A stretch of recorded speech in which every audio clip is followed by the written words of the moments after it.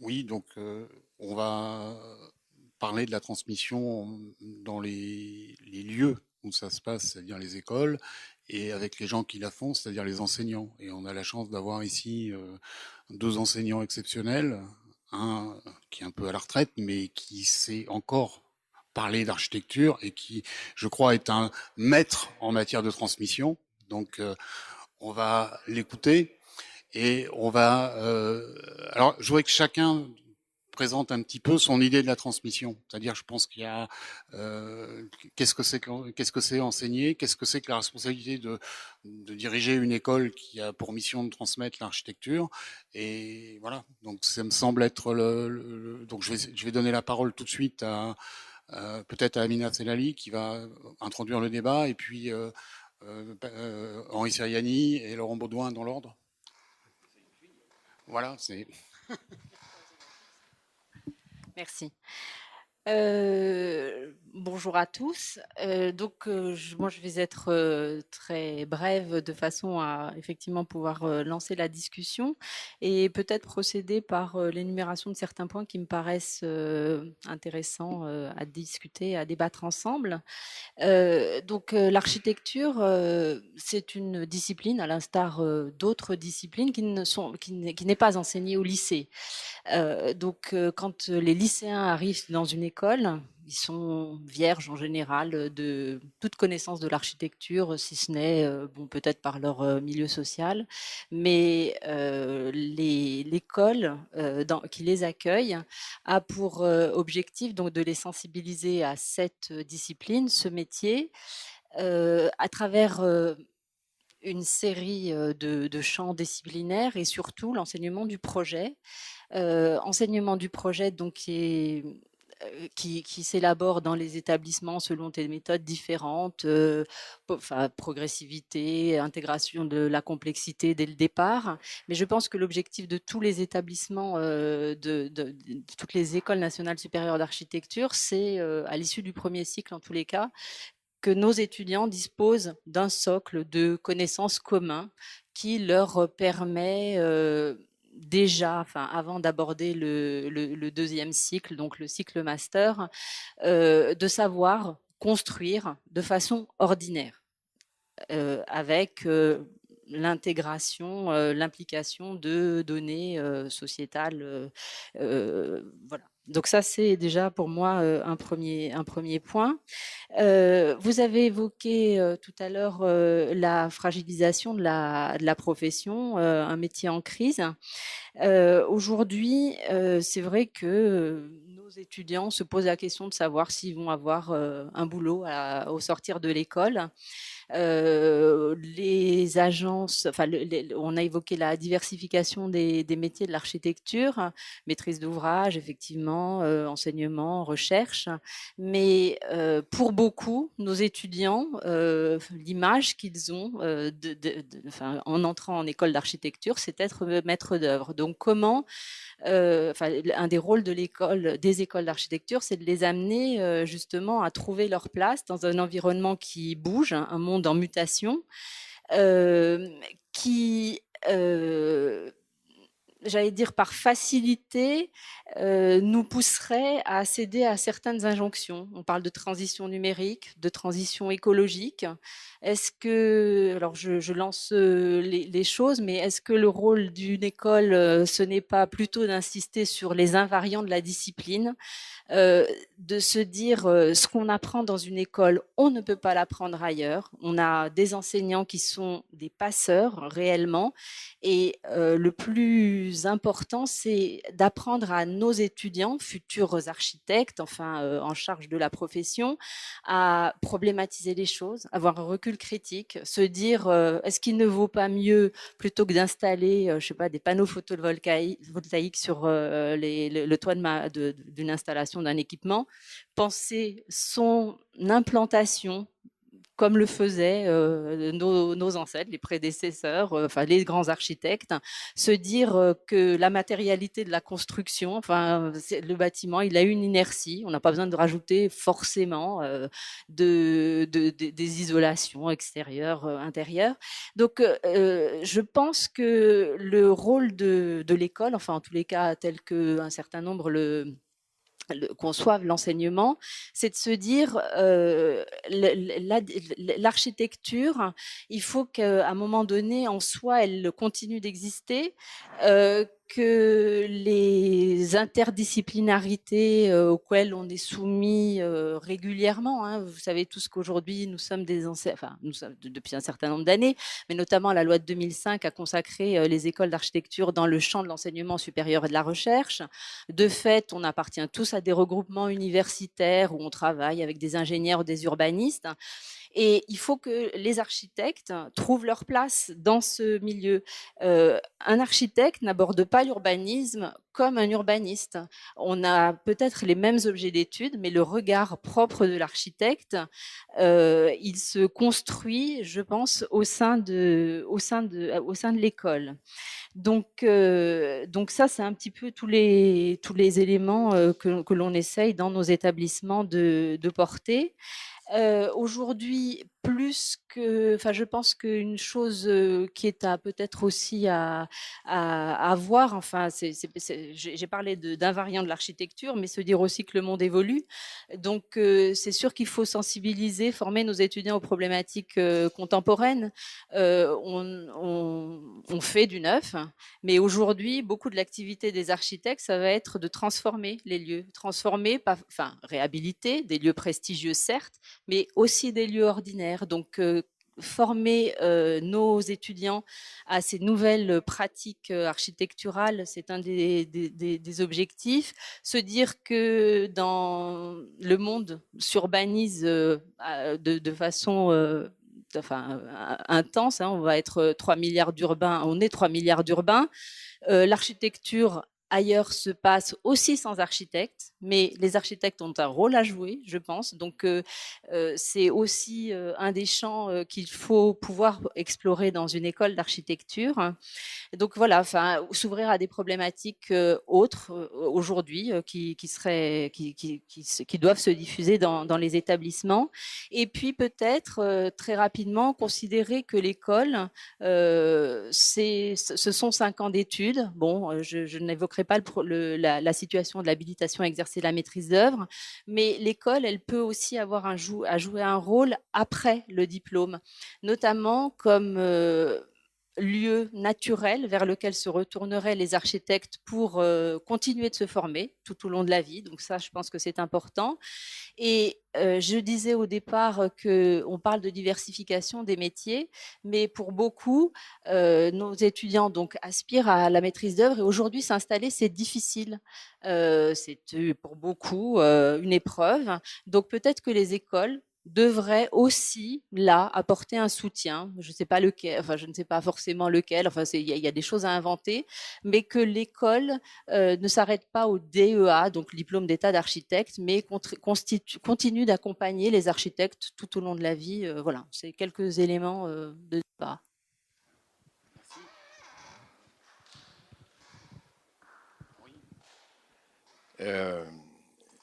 Il y a un problème avec l'enseignement de l'architecture. Si on enseigne bien, on se fait détester. Si on enseigne mal, on a pitié de soi. D'une manière générale, le problème de l'architecture, c'est que, vous venez de dire, il faut leur apprendre les invariants. Mais les enseignants ne connaissent pas les invariants. On ne discute pas des invariants. Si j'ai fait une enquête ici sur la salle, quels sont les invariants, chacun va dire ce qu'il veut, chacun avec sa définition de l'architecture. Les invariants sont les invariants. Aujourd'hui, les invariants sont mis en cause par la machine. La machine, avec son library, fait que plus personne prend une cote. Les gens ne savent pas quelle est la largeur d'un lit. Personne sait faire un projet en prenant avec son cutch des dimensions. Les gens ont perdu. Et je suis en train de parler pas des vieux. Ici, il n'y a que des vieux. Vous avez vu, il n'y a pas un jeune. Qui a moins de 22 ans ici? Il n'y a pas un jeune. Ça ne les intéresse pas. Ils veulent faire des maîtres de la machine, être capables de faire des super réfléchissantes transparences inigualables, la capacité de faire 3000 choix. Aujourd'hui, j'ai écarté 2600 solutions. J'ai pris la 2604e. Et le mec, il est content, il roule sa mécanique devant la fille, et la fille roule sa mécanique devant le mec.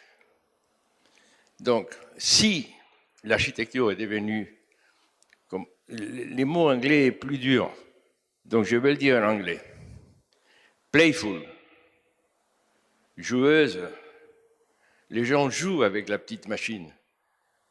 Et comme ils jouent avec la petite machine et il y a un corps commercial qui entoure les architectes en leur proposant des matériaux nouveaux, capables de réfléchir, de faire réfléchissant, capables d'arrêter le soleil, capables d'arrêter le vent, capables d'arrêter la vue des gens.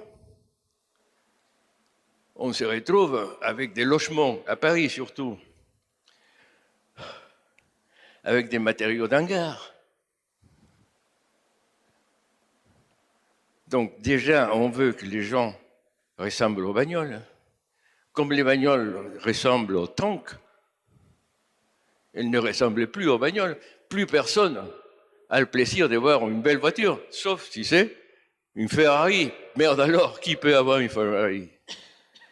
Mais quand vous voyez Renault, qui était très créatif, les architectes devraient être chez Renault pour lui dire jusqu'au quand tu vas faire des mauvaises voitures, jusqu'au quand tu vas dessiner un faux japonaise, une fausse japonaise, discute.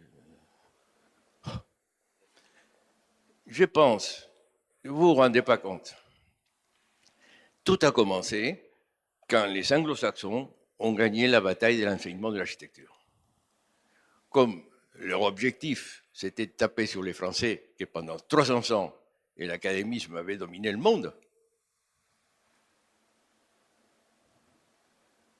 ils ont commencé par dire, bon, il a l'enseignement de l'architecture, ce n'est pas académique, on n'apprend pas des sans variants. Tout le monde est libre, pas simplement tout le monde est libre, mais tout le monde peut être créatif. Ah, il faut chercher les créatifs. Et donc, les enseignants étaient devenus des gens qui jugeaient si tu étais créatif ou pas. Et si le pauvre mec n'arrivait pas à plaire à l'enseignant, il était considéré mauvais. Parce que chaque professeur, chaque enseignant était à lui une institution. Il décidait tout, comme aujourd'hui. Chacun de vous a, sauf ceux qui ont passé par ma main, la définition de l'architecture, c'est celle des Corbusier. Mais pour tous les autres, vous dites l'architecture, c'est un art pour faire vivre les gens mieux. Avec ça, tu peux y aller loin. Le problème, il est très simple. Les Anglais, non, pas les Anglais, les Anglo-Saxons ont installé le système semestriel, qui en réalité est trimestriel parce que c'est pas 6 mois. Semestriel, où chaque quinzaine ou vingtaine d'étudiants changent d'enseignant. Et donc, dans son cerveau, dans sa structure à lui, changer d'enseignant était une preuve démocratique et de bon enseignement. On lui donne toutes ses chances à ces pauvres types qui sortent de l'école, ne sachant rien du tout. Et au lieu de faire des écoles où on apprend les essentiels, je suis bien d'accord. Sauf que, quels sont les essentiels? Qui sait? Qui sait ici quels sont les essentiels? Qui peut me dire quelle est la différence fondamentale entre Le Corbusier et Mies van der Rohe?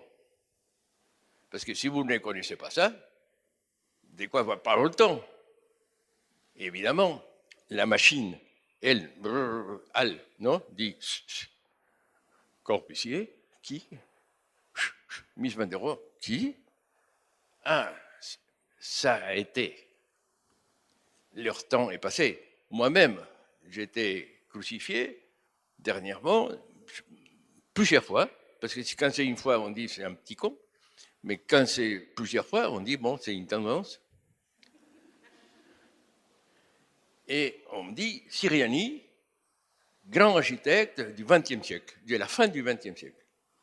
Crac, t'as déjà mis le mec dans son pyjama de bois, non?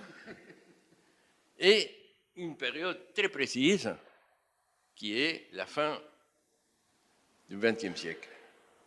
On démarre avec le XXe siècle, avec la disparition de l'architecture.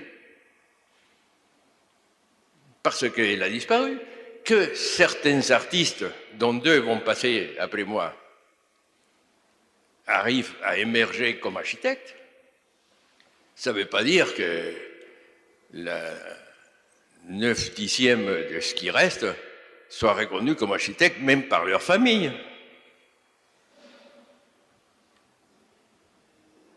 On ne lui demande jamais qu'est-ce qu'il pense de la connerie qu'il vient de faire dans la maison de campagne.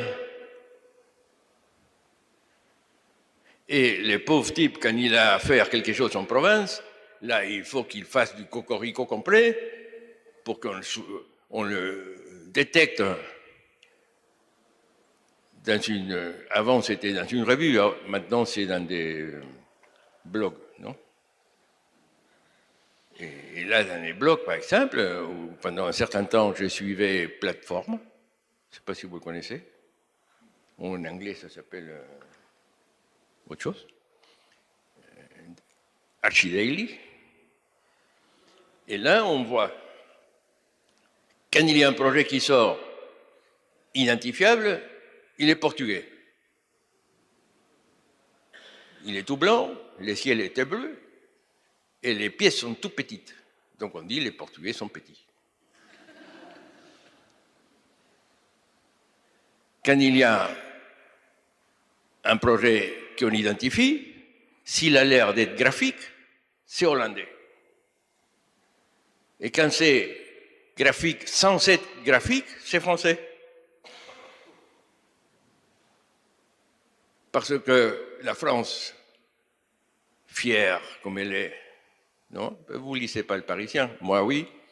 Dans les garden parties de Macron, à la sortie du second tour des législatifs, il y avait un architecte. Il y avait un architecte dans le jardin. Personne d'entre vous l'a détecté. C'était qui? Notre grand ami Roland Castro, un ancien candidat à la présidence de la République. Regardez ce qu'un architecte doit faire pour se faire remarquer par un politique. Donc, ne soyons pas ce que nous ne sommes pas. Hein? L'architecture est en train de disparaître.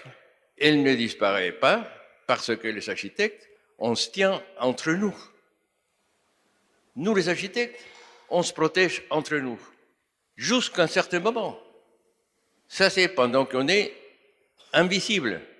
Mais dès qu'on est visible, on cherche à voir quelle est l'autre tête pour lui donner un coup. C'est-à-dire que je ne connais pas d'architecte qui défend un autre architecte. Sauf si c'est un directeur, un ancien directeur dans une ancienne ville nouvelle. À cette époque-là, les architectes des villes nouvelles cherchaient les meilleurs architectes pour nous donner du travail. Sans quoi, je serais aussi inconnu que vous. Donc, quand j'ai eu du travail, c'est un architecte qui me l'a donné. Et quand j'ai eu une tribune, c'est parce qu'il y a un architecte qui me l'a demandé. Et si je parle aussi tranquillement que ça, c'est parce que je m'adresse aux architectes, qui est la seule chose que je sais faire. Je ne sais pas parler, je m'ennuie avec un politique, je le trouve idiot. Pour moi, un architecte est essentiellement quelqu'un qui transforme. C'est pas transformateur, celui qui prend un hangar et le transforme en 3 pièces. Transformateur est un architecte qui transforme la réalité, punto. Et il faut avoir l'appétit de transformer. Si on n'a pas l'appétit, c'est fini. Il faut développer l'appétit. Pour développer l'appétit, il faut raconter des histoires belles. Il faut amener les gens à voir l'architecture, à voir qu'il a la chair des poules. Et s'il n'a pas la chair des poules, bon, devient avocat, parce que là, ils passent leur vie à voir des conneries. Mais si tu as la chair des poules dans un espace, dans un bâtiment comme ici, moi par exemple, pas vous, hein, mais moi j'ai ça. J'ai déjà vu que pour que les choses marchent, normalement les bras sont plus longs que nature. Mon cher ami, il faut étudier toutes ces choses-là.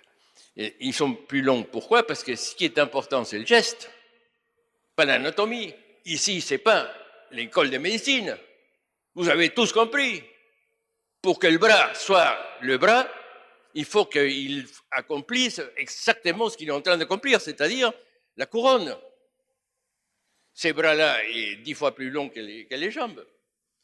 Quand vous prenez une sculpture à socle dans Paris, regardez les jambes. Les jambes des femmes ne s'arrêtent jamais. C'est un peu comme celles maigres qu'on voit dans les défilés de mode, non? C'est des jambes qu'aucune femme a. Et qu'on ne veut pas les avoir au lit non plus, ces jambes-là. Alors, architecture, c'est ça. C'est-à-dire qu'il faut arrêter d'enseigner à 20-25 étudiants un programme que, théoriquement, l'école a pensé qu'elle est systématique. Nous avons eu, et ça, je me demande même aujourd'hui, comment est-ce qu'on avait réussi? À UP7 d'abord, à UP8 après. Comment est-ce qu'on avait réussi à avoir au moins 3 années de suite avec les mêmes enseignants et les mêmes étudiants? Comment est-ce qu'on avait réussi ça? Je n'ai aucune idée.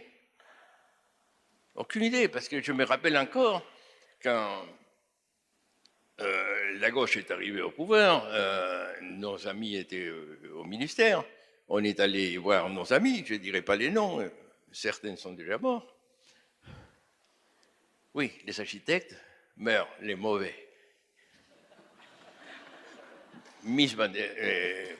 Oscar Niemeyer nous a tous bénéficié ces 104 ans, c'est-à-dire qu'avant, ceux qui vivaient 104 ans, c'était les académiciens qui s'alimentaient uniquement que de l'huile d'olive. Bon. Le fait est qu'on est allé leur demander de faire pendant 3 ans une école, un enseignement spécial, particulier, pendant 3 ans, et au bout de 3 ans, on allait voir ce que ça donnait. On nous a répondu, il est hors de question qu'on fabrique un super architecte. Donc, déjà à la base, même chez vous, les directeurs, pour vous, vous avez déjà une idée que l'architecte, il faut qu'il soit tranquille, qu'il soit honnête, ordinaire, qui aime bien son client, qui pense au soleil, qui laisse passer le vent, tout ça. Les bureaux d'études ont convaincu le peuple qu'ils savent faire mieux que nous. Et on se laisse faire des AOE, BIP, BIM, TACOUC, au horizon 2000, je ne sais pas, de temps en temps, on me raconte les choses qui accablent les architectes aujourd'hui. Je ne connais même pas les titres. Mais c'est terrifiant. C'est terrifiant. Il y a un mec qui va me dire à moi comment je dois faire mon bâtiment. Ça n'empêche que c'est la même chose. Il faut passer un examen qui va être fait par un pharmacien, qui va te dire, bon, combien de pilules? Non? Fait chier. Vous laissez faire. Et vous laissez faire pourquoi? Parce qu'on a les grands défauts, les super grands défauts, c'est qu'un architecte croit que le client est autour de lui. Et donc, il veut se comporter correctement pour ne pas froisser le client.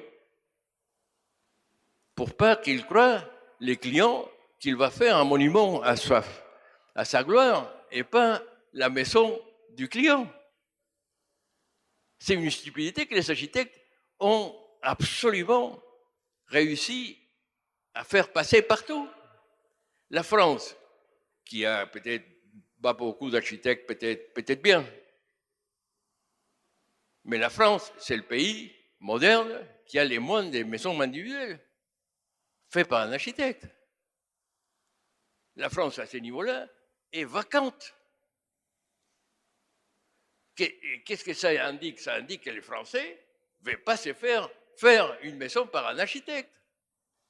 Ils trouvent toujours les gros lards qu'ils rencontrent dans le bar, qui lui disent, mais sois pas con, écoute, j'ai un plombier qui s'est marié avec un électricien et avec eux trois sont en train de chercher un troisième, et ils vont te faire ta maison pour la moitié du prix.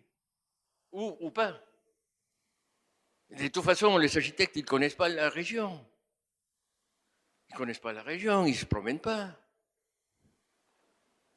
Un architecte, c'est quelqu'un qui arrive, qui regarde, et il sait déjà tout. Et après, il sait qu'il faut qu'il distille ça doucement pendant très longtemps pour que le mec d'en face ait l'impression qu'il s'en occupe. On a chié des clients. Les clients sont nullissimes, aucune culture. Là, il y a Andrea Bruno qui me raconte qu'il y a 100 000 architectes en Italie, il était catastrophé. C'est génial, ce qui fait que l'Italie est un pays cultivé. Parce que ces 100 000 sont partout. On fait comme ça qu'il y a un architecte qui sort. Bon, c'est 200 000. Bon. Vous comprenez, dans les années 60, l'époque où j'étais encore un architecte important,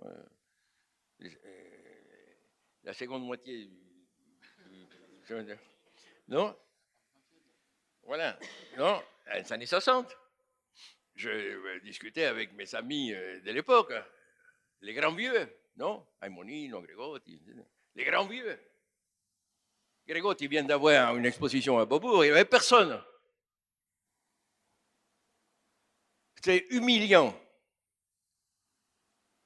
pour quelqu'un si important pour l'architecture dans le monde, pas simplement l'Italie ou nous. Bon, à cette époque-là, il avait 68 étudiants dans la faculté d'architecture de Rome. Et il n'y avait pas de travail. Bon, les Italiens ont inventé le design. Encore aujourd'hui, le monde est redevable du design italien. Qui sont les designers italiens? Tous les architectes. Tous. Un architecte, c'est un truc, c'est un miracle. Un architecte, c'est absolument un miracle. C'est quelqu'un qui se lève le matin pour améliorer le monde. C'est un fou furieux. Je disais ça, je répète, à un certain âge, on se répète, parce qu'on ne peut pas inventer toutes les phrases. C'est pour ça qu'on travaille la nuit, parce que personne ne nous dit non. On est vachement bon la nuit. Il n'y a personne, des coups de fil, des tics qui disent oh non, et les 35 DVD, quoi, c'est quoi les 35 DVD? Oui, l'acoustique, ouais, mec, l'acoustique. Il te faut un acousticien. Je connais un Chinois qui peut te faire un plafond plat. Plat. un jour, dans une discussion, ça, je ne sais pas si ça vous intéresse tout ce que je raconte. Oui, ça nous intéresse. Non, parce que peut-être ce n'est pas le thème. Non, c'est passionnant. Mais oui, mais t'es là pour ça, hein. C'est pour ça qu'on t'a invité, c'est pour que tu commences et que tu finisses la journée. Bon, on va passer la parole à Laurent. Bon, je vais simplement peut-être replacer les choses dans la question de l'enseignement, puisque j'ai eu le grand plaisir de travailler avec toi et toute une équipe. On voit autour de nous beaucoup de représentants. Et simplement pour dire qu'est-ce que j'ai appris dans cette période de ma vie, très importante. La première chose, c'est qu'on n'enseigne pas le projet. On enseigne à faire le projet. Ce n'est pas la même chose. On enseigne le chemin, les dispositions pour faire le projet. Et ça place l'enseignant dans une situation évidemment très importante qui est une situation de distance. On n'est pas là pour apporter des solutions, on est là pour apporter des questions. Et le questionnement vis-à-vis des étudiants, c'est toujours ce qui est la base du progrès des étudiants. L'autre chose que j'ai appris, c'est que enseigner, ça s'apprend. C'est-à-dire que les périodes passées auprès de toi et des autres camarades enseignants, c'était apprendre à enseigner, pas enseigner. Et ça, je pense que c'est une chose extrêmement importante que tu as développée dans cette période, et je crois que c'est ce que tu continues de faire. Et sur cette question de apprendre à enseigner, je souhaiterais que tu nous dises deux mots tout à l'heure. La dernière chose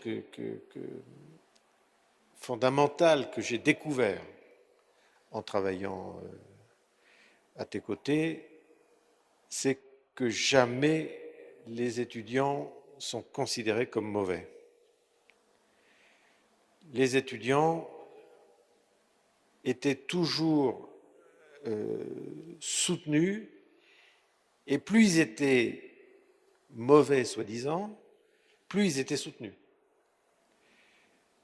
plus ils étaient élevés. Et quand tu parlais tout à l'heure de miracles, on a vu des miracles absolument sidérants de progrès. Et ça, c'est fondamental dans le cadre de l'enseignement. Faire progresser les interlocuteurs. Jamais les mépriser, mais les soutenir et leur faire découvrir leurs propres capacités, leur faire découvrir, quelquefois durement, ce qu'ils sont capables de faire. Et à ce moment-là, déclencher l'enthousiasme. C'est pour ça que il y avait un tel attachement, non, à ce que tu faisais, c'est que les étudiants se sentaient capables et découvraient leur capacité à faire. Ça, c'est d'un point de vue, comment dire, de la formation de l'enseignant, c'est pour moi la chose majeure que tu m'as apportée. Bon, l'autre question, c'est la nature de l'architecture. J'ai jamais pensé, et là je m'excuse auprès de tout, j'ai jamais pensé que l'architecture était un métier. Pour moi, l'architecture est un domaine culturel. Je me sens très peu architecte, je me sens plutôt amateur d'architecture au sens où j'aime l'architecture et j'aime les architectes. J'aime côtoyer les architectes, j'aime travailler avec d'autres. C'est pour ça que j'ai passé récemment beaucoup de temps à faire des projets avec d'autres architectes parce que c'est à chaque fois un plaisir d'échanger. Pas de faire son propre machin, mais d'échanger sur l'architecture, de dialoguer, de discuter, quelquefois de se battre. Et ça, le dialogue, le partage avec des confrères, d'autres architectes, d'autres amateurs d'architecture, c'est absolument essentiel. Et essentiel aussi la connaissance. C'est très bien de regarder des bâtiments dans les sites internet, puisque maintenant les étudiants ne voyagent plus, ils ouvrent Mais c'est encore plus important de rencontrer les personnes, d'avoir les dialogues, les contacts directs, de sentir le fond des choses. Quand on voit des œuvres ou des personnalités qui nous intéressent, je pense fondamental la nécessité de se rencontrer, de se croiser, de partager, d'écouter. Voilà, résumer un peu les quelque chose d'important que j'ai appris à tes côtés. Mais je pense si tu pouvais nous dire quelque chose sur le thème de l'enseignement à enseigner, ça me plairait beaucoup.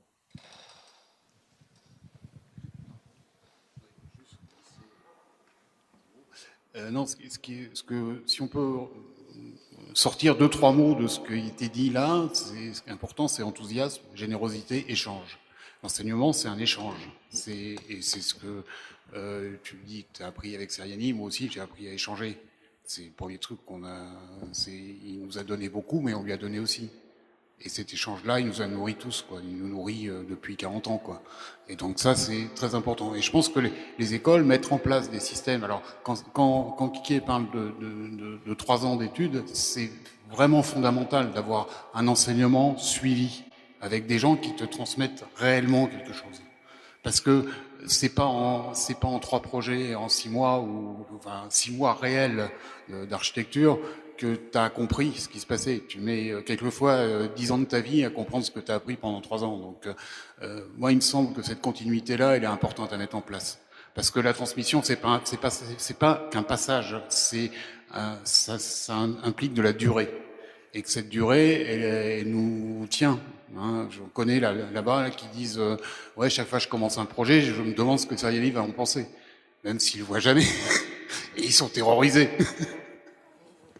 Donc voilà, je trouve que ça c'est important. Et donc, est-ce que les écoles ont la capacité à se reposer la question de ce suivi d'enseignement de l'architecture qui est quand même assez spécifique, parce que la transmission d'architecture, c'est certes l'école, et puis après c'est toute la vie, c'est-à-dire qu'on reçoit et on transmet, et on donne.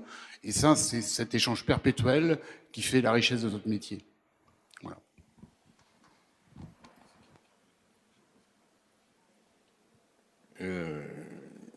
C'est fini? Non, c'est fini les premiers tours. Il y a un second et troisième tour. Mais... Non, pour savoir. Non, parce que Laurent Baudouin m'oblige à faire quelque chose que j'aime pas. C'est-à-dire que je ne dis jamais je le sais former. Je n'ai jamais dit je le sais éduquer. Parce que pour moi, il y a une différence entre éduquer et former. Normalement, en France, parce que l'éducation nationale est de qualité, on finit par éduquer les architectes.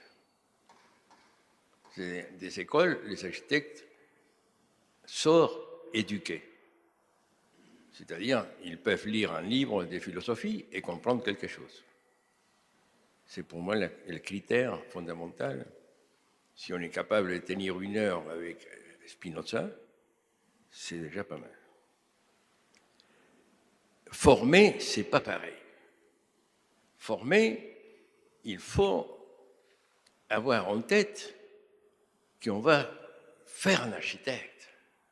Au bout, où il va se faire tout seul. Il a des gens qui comprennent l'architecture 3 ans après avoir sorti de l'école.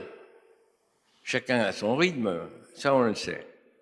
Mais par contre, ce que j'ai toujours su, c'est que si on n'explique pas, si on ne répète pas, parce qu'attention, dans les modes d'apprendre à enseigner, c'est il faut savoir répéter. Savoir répéter suppose, entre autres, quoi répéter.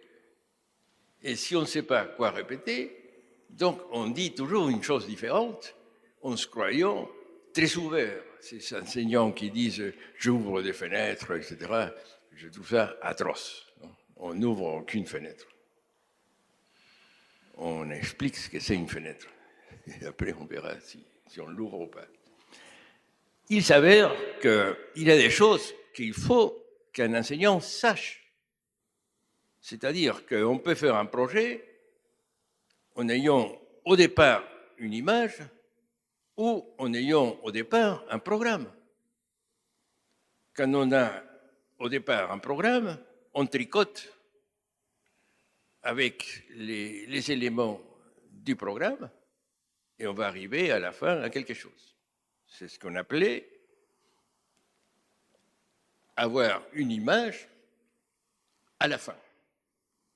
Et on peut avoir une image au départ. Ceux qui arrivent, ceux qui disent « moi je pense que pour ces programmes, il faut un dauphin.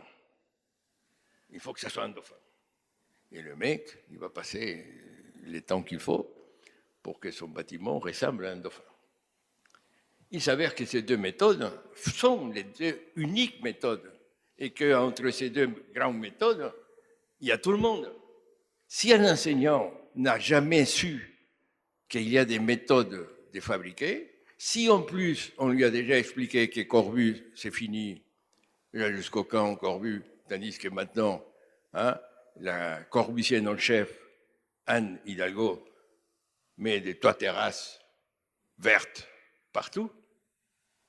Un siècle après, Corbu, Anne Hidalgo, une espagnole, heureusement, met de la verdure partout. Qui est celui qui mettait de la verdure partout? Corbu. Et tout le monde dit Corbu, caca, et tout le monde est en train de faire des corbus. Parce que personne, avant, a expliqué les 5 points. Les 5 points, quels 5 points? J'enseigne actuellement en Amérique du Sud, parce qu'en France, on ne peut pas être un enseignant vieux. Il y a une obligation d'être jeune. Mais oui, un vieux, on le jette. Heureusement, en Amérique du Sud, j'ai des copains, ils s'en foutent. Ils disent, ne t'inquiète pas, on va s'arranger. Et bon, et on enseigne. Et quand on enseigne comme ça, évidemment, pour la première fois de ma vie, je peux enseigner à être enseignant. Donc un peu ce que, avec beaucoup d'agressivité, Laurent me propose. Parce que quand on propose quelque chose de très sérieux, c'est agressif, obligatoirement agressif. Sinon, c'est simple, c'est sympathique, c'est pas agressif. C'est sans intérêt, mais pas agressif. Il s'avère que pour savoir enseigner, ou pour pouvoir enseigner, il faut connaître qu'est-ce qui a changé entre l'architecture prémoderne et l'architecture moderne. Quels 5 points sont différents? Je ne vais pas vous donner les 5 points, parce que sinon, je serai d'accord avec les institutions françaises.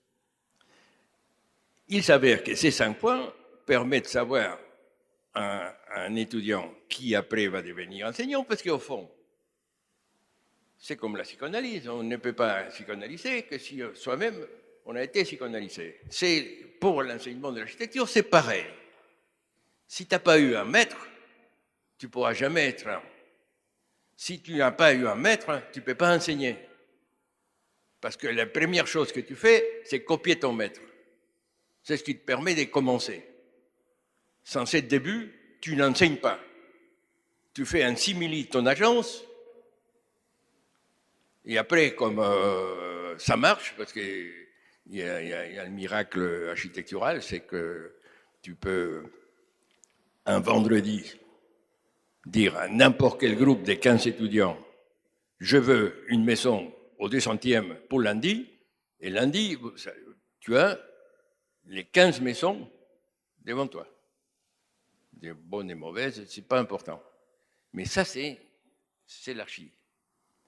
Il s'avère que, d'abord, tu dois savoir quels sont les modes de production de l'architecture. Après, tu dois savoir qu'est-ce qui a changé.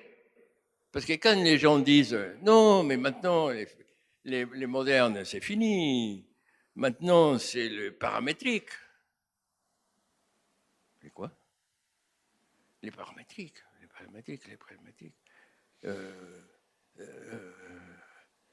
Qui sait ce que c'est non. Bon, c'est l'associé de Zaha Hadid qui veut continuer à produire à l'échelle d'un bâtiment la sculpture de Henry Moore, vieille d'un siècle. Le problème, c'est que comment peux-tu enseigner si tu n'as pas de culture? Donc, pour enseigner, la première chose à avoir, c'est une culture. Et la première culture qu'on peut avoir, c'est avec son enseignant. Donc, être un enseignant d'architecture, c'est 10 fois plus compliqué qu'être un enseignant de n'importe. Parce que l'art se mêle de tout. L'art empêche d'avoir la sûreté scientifique. L'art empêche d'avoir l'assurance. Personne ne peut dire c'est comme ça parce que. Mais la différence entre une production X playful et l'architecture, c'est que l'architecture doit avoir du sens. Et pour que l'architecture ait du sens, il faut que l'architecte soit un citoyen, un être humain.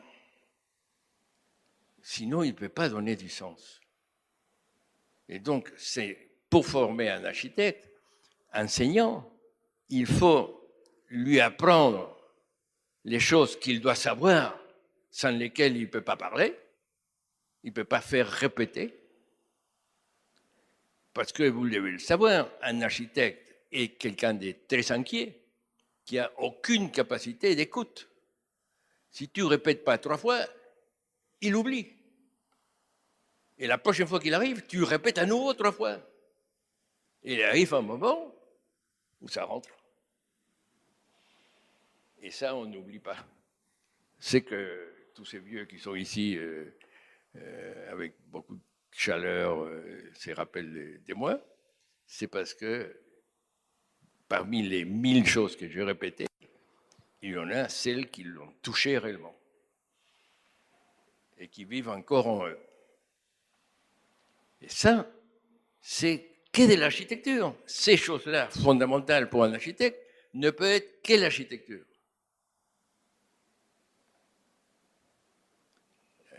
Il peut jouer au foot, mais il ne peut pas être Zidane. S'il est Zidane, ce n'est pas un bon architecte. Ce n'est pas un architecte du tout. Il y a des choses fondamentales. Si vous ne savez pas ce que c'est l'architecture moderne, comment pouvez-vous défendre quelque chose de nouveau? L'architecture moderne a 2 phases. Une qui fait qu'on peut pratiquement faire n'importe quoi, on peut tout construire. Gehry a fait la démonstration. Tu chies comme ça et tu envoies ça à la NASA et la NASA te sort un bâtiment. À partir de ce moment-là, tout le monde dit « moi aussi, je peux chier ». Donc, l'architecture aujourd'hui fait que tout ce qui peut se faire, c'est la chose. Il n'y a aucun critère. C'est fini le critère. Si ça peut se faire, c'est ça.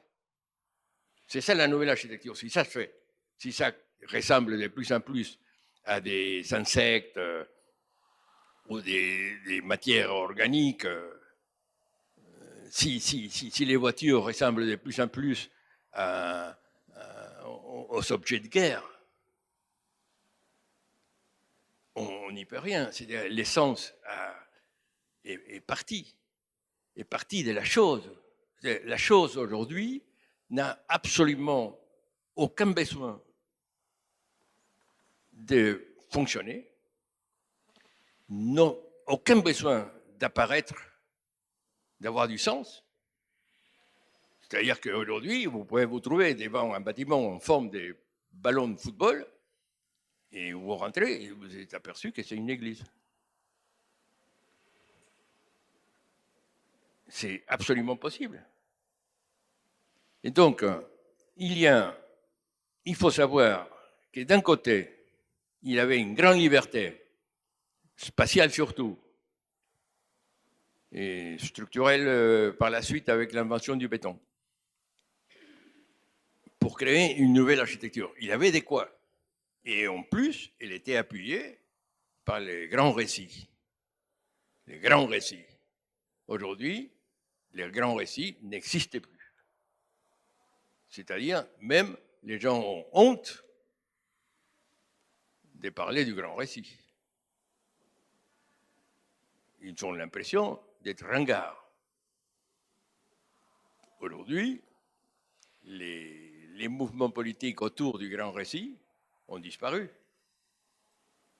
Comme pour la première fois, les architectes, on peut voir physiquement la disparition du grand récit en voyant nos politiques. C'est-à-dire que dès le moment où le grand récit n'existait plus,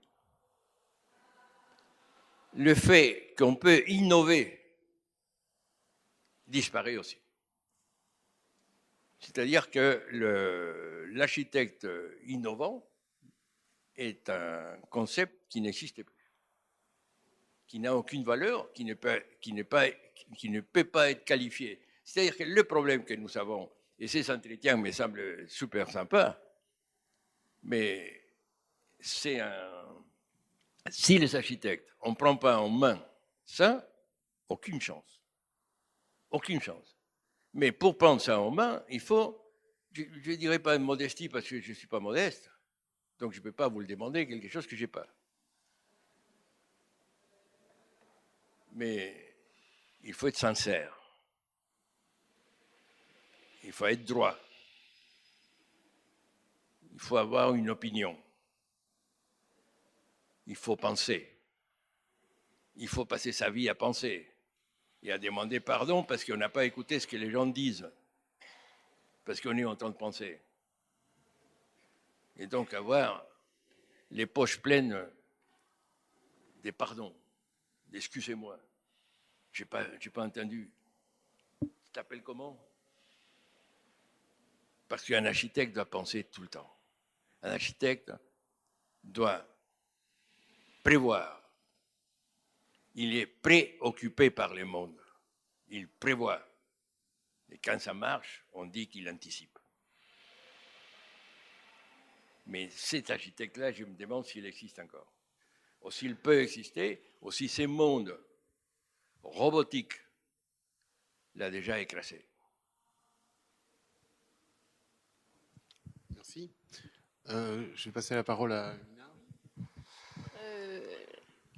Ah oui, la salle aussi. Je partage beaucoup de choses qui ont été dites, hein, notamment sur la nécessité de transmettre l'enthousiasme, le partage, l'échange. Après, je ne veux pas paraître du tout provocatrice, mais vous avez dit à un moment, l'architecture est en train de disparaître. On fait le constat, la machine, enfin on oppose machine. Vous êtes représentatif d'une façon d'enseigner à faire le projet, donc où vous avez emmené avec vous des générations d'enseignants. Mais aujourd'hui, dans les écoles, alors les choses ont changé. Effectivement, il y a des règles qui nous sont imposées par l'Europe. On est obligé de passer par la semestrialisation, qu'on tente de contourner. Alors, on n'est pas à 3 ans avec les mêmes enseignants, mais dans certains établissements, on passe 2 ans avec les mêmes établissements en essayant de dissimuler un petit peu les choses. Moi, je me dis, une fois qu'on a fait ce constat, nécessité de transmettre l'essentiel, c'est la culture, pouvoir dialoguer, échanger entre architectes. Comment on prépare nos étudiants? Parce qu'il y a nécessité de dialoguer entre architectes, mais aujourd'hui, vous avez bien dit, le mode de faire de l'architecture, il a changé. Si on veut que nos architectes ne se retrouvent pas seuls dans leur agence avec un salarié ou 2 salariés, il faut que l'école joue un rôle. Et aujourd'hui, à travers vos propos, peut-être que j'interprète mal, j'ai l'impression que vous pensez que les écoles ne jouent pas ce rôle. Non, non, non. Les écoles font ce qu'ils peuvent. Ouais. Ce qu'elles peuvent. Mais dès mon époque, Ouais. Un ordinateur ou 20 ordinateurs étaient préférés à un nouveau professeur. Mais c'est plus... Non mais... Ouais, oui. Alors, le problème, c'est le suivant.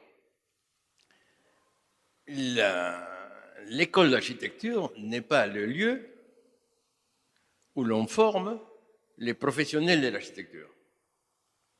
Ça, c'est la première chose qu'il faut se le dire. Tant qu'on a honte de la capacité à faire un détail déconstructif d'un architecte, l'architecture ne va jamais s'installer. Parce qu'aujourd'hui, les gens dessinent comme les bureaux d'études. Ils ne dessinent pas comme architectes. Ils ne dessinent plus comme architectes. Parce qu'ils ne savent pas ce que c'est l'architecture. Ils ont honte d'être architectes. Et cette honte a été distribuée à l'école, que vous le soyez d'accord ou pas, les directeurs. Cette honte, ce désir stupide de demander à un projet d'avoir un détail 1 au 25e. On peut toujours choisir un détail 1 au 25e. Hein? Les Goldstein sont devenus,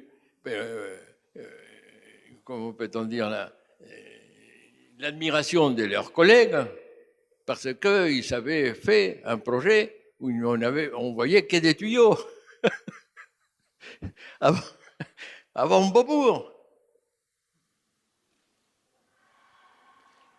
Aujourd'hui, quelqu'un qui présente un render, ça s'appelle ici, il s'appelle comment ici? Rendu? Non, rendu, c'est pas un render, c'est un truc on sait que c'est avec machine. Quand tu dis rendu, ça peut être à la main. Fais attention. Non? Ah oui, quand tu dis rendu, c'est obligatoirement... ouais. Non, même dans des pays subdéveloppés comme le Pérou, les terrains arrivent en disquette. Il n'y a plus personne ne dessine. Ça devient absolument terrifiant. Je suis en train de faire une espèce d'archéologie de comment on doit faire un projet. Je suis en train de faire une maison et je dessine tout. Je dessine tout en couleur, etc., avec des perspectives, des croquis, etc. Et un jour, on va dire, voilà ce que je pense. Si vous voulez faire de l'architecture, comment s'y prendre? Parce que si vous suivez les BIM, les pliques, il y a Rennes qui est arrivé, c'est un spécialiste de tout ça. Parce que c'est un maniaque, non c'est certo? Tout sauf qu'on lui fasse la leçon, donc il est spécialiste des 2000, des 4000, des BIC, des PIM, des POUP. Non, mais à lui, on ne lui raconte pas des histoires. Il le fait pour ça. Pas parce qu'il croit que c'est comme ça l'archi. C'est parce que si tu fais pas comme ça, tu t'es fait rouler. Son principe, c'est un joueur de jockey. Donc, ça doit avoir quelque chose à voir. Le fait est que on ne peut pas sauver l'architecture si on ne sauve pas l'architecture. Il est hors de question de sauver l'architecte. Ça n'a absolument aucune espèce d'importance, un architecte. Bon, est-ce qu'il y a des questions dans la salle? Oui. Est-ce qu'il y a des gens qui veulent intervenir? Olivier Arène qui a été mis en cause.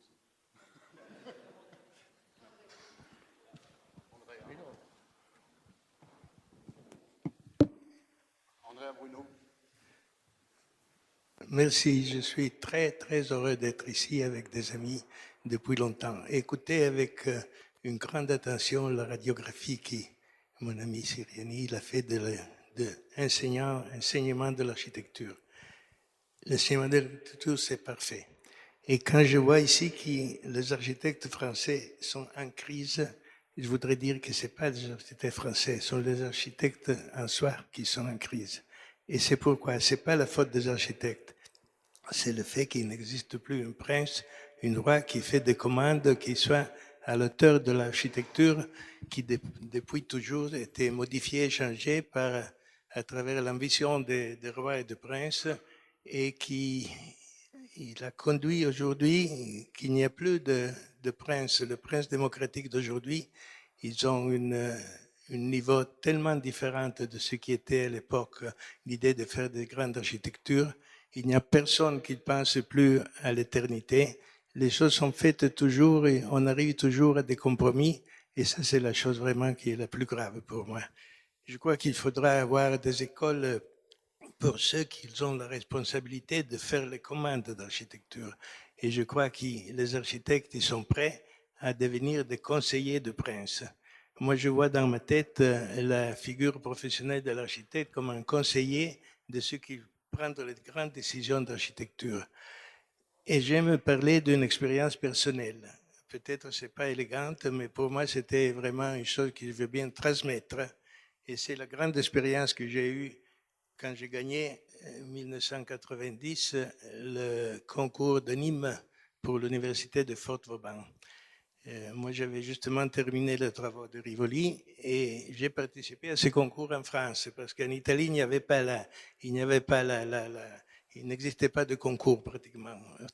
Il n'y avait pas de réciprocité entre les architectes français qui ne pouvaient pas venir faire des concours parce qu'il n'y en avait pas en Italie. Et alors moi, j'ai profité de cette occasion et avec une certaine, comment je peux dire, inconscience, j'ai participé à ce concours de Nîmes et la proposition que j'ai faite, c'était exactement le contraire de ce qui demandait le programme. Et je vais faire un éloge de concours dans lequel on pouvait discuter entre le maître d'œuvre et le maître d'ouvrage. C'était un concours très complexe. Il y avait une cinquantaine de participants. On a eu 3 sélections. À la première sélection, moi, j'avais présenté, j'ai risqué d'être viré dans la phase préliminaire. Mais le contraire, moi, j'étais invité par le jury, duquel j'ai vraiment une grande admiration. Et j'ai démontré mon point de vue. Si vous connaissez le problème de Nîmes, c'était qu'il y avait le Fort Vauban qui Napoléon avait transformé en prison et après la prison est devenue, on devait faire l'université, c'est-à-dire un bâtiment fait pour repousser les gens qui étaient maintenus dans la phase prison avec le même caractère, parce que ce qui empêche d'entrer, il empêche aussi de sortir. Et la prison, il a gardé sa forme extérieure. Quand le maire de Nîmes, il a eu la grande... C'est le maire de Nîmes qui est le vrai restaurateur, parce que c'est pas l'architecte. Il a décidé de changer la qualité de la vie d'un quartier. Il a enlevé l'horrible prison la plus dure de France, vous le savez. Il a construit une nouvelle prison, il a modifié, il a pris une partie très honnête et très claire, Et dans le programme, il y avait la prévision de bâtir les nouveaux grands amphis sur la partie arrière de là où il n'y avait rien. Et moi, j'ai présenté au jury, j'aimerais bien, je suis invité à la fin du mois de novembre à Nîmes, et je veux refaire ce que j'ai dit à ce moment au jury. Moi, j'ai dit que j'aurais voulu faire comme les bâtisseurs du Moyen-Âge, qu'ils ont bâti sur l'existante. On a démoli les structures pour la prison et on a libéré les 10 000 mètres carrés pour faire des plantations d'arbres et on a construit sur l'existante. J'ai fait l'exemple des arènes de Nîmes, de Arles, qui dans le Moyen-Âge ont été occupées avec des constructions nouvelles. À l'époque, il n'y avait pas le respect de l'Antiquité, c'était plutôt utiliser les murs, qui sont des choses importantes en architecture, et qu'ils ont créé des nouveaux villages de Moyen-Âge qui, à la fin du siècle, avec le critère archéologique de retrouver l'image primaire, ils ont démoli tout ce qui était fait après et ils ont retrouvé des squelettes magnifiques, les arènes de Colosseo, l'arène de Vérone, l'arène de Nîmes. Et moi, je suis arrivé à convaincre que c'était correct de maintenir sur les bâtiments anciens quelque chose qui donnait la continuité. Moi, je crois que la meilleure façon de restaurer, entre guillemets, un monument, c'est de changer en continuité, de maîtriser le changement. Et la chose a été faite. Et après le troisième tour de jury, finalement, et c'était une chose qui m'avait beaucoup surpris, et pas moi seulement, ils ont changé, ils ont appelé les 3 finalistes, et ils ont imposé de faire ce que moi j'avais prévu dans mon projet. Et ça, c'est une chose qui démontre vraiment une flexibilité et une honnêteté intellectuelle vraiment remarquable. Le résultat de Nîmes, c'est très connu. Encore aujourd'hui, c'est à la une. Et on a continué à comprendre que les changements sont de cette qualité et dans le respect des authenticités primaires, c'est la seule façon de faire de la bonne architecture.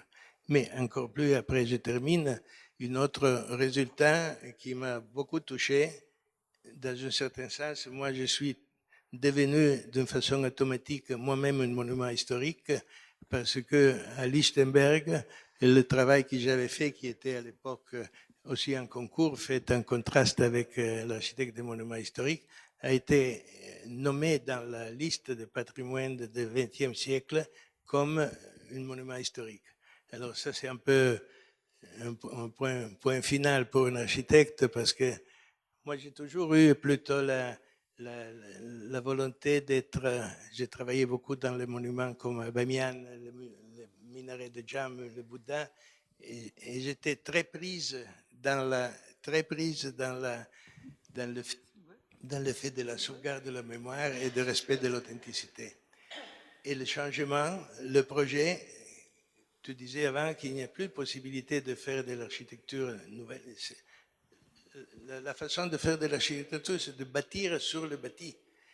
Il faut faire des projets sur l'existant et c'est l'avenir des architectes parce que tout le monde maintenant est construit. Il y a des millions de mètres cubes et de mètres carrés de bâtiments inutilisés et on continue à faire des gratte-ciels, des choses comme ça. Je crois vraiment qu'il faut avoir des exemples pour faire convaincre les architectes d'aujourd'hui qu'il doit s'appliquer à la connaissance. Et alors, à ce point-là, toutes les choses que toi dis maintenant, ils sont validissimes.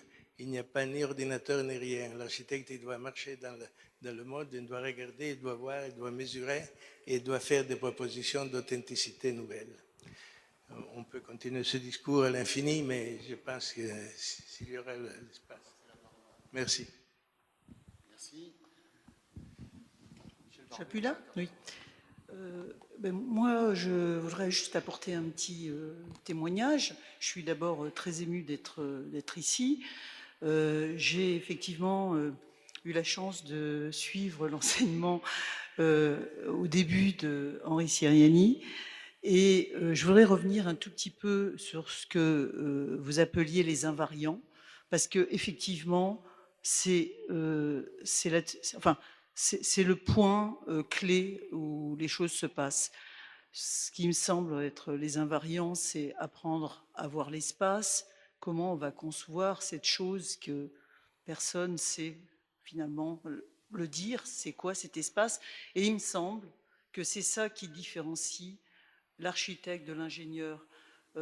Alors, j'ai été architecte, moi aussi, je fais partie des antiquités, j'ai fait des petites choses, mais dans les rencontres que j'ai pu faire, je n'ai pas été enseignante, je crois que cet enseignement que j'ai reçu m'a permis de comprendre sa qualité et au-delà de la passion qui a été transmise par cet enseignant, ça a été d'avoir toujours envie d'essayer de comprendre et puis d'aller ailleurs voir et puis de savoir comment j'allais réussir, moi, dans les petites choses que j'allais faire, à provoquer cette émotion qu'on a en rentrant dans certains lieux et que dans d'autres, il n'y a pas.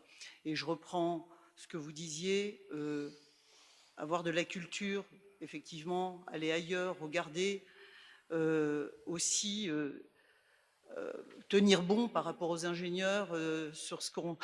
Enfin voilà, c'était tous ces mots que je viens d'entendre, je les avais entendus, donc effectivement c'est la répétition, mais en tout cas, moi ils m'ont suivi tout au long de mon métier d'architecte et ils m'ont permis de faire quelques petites choses. Merci en tout cas.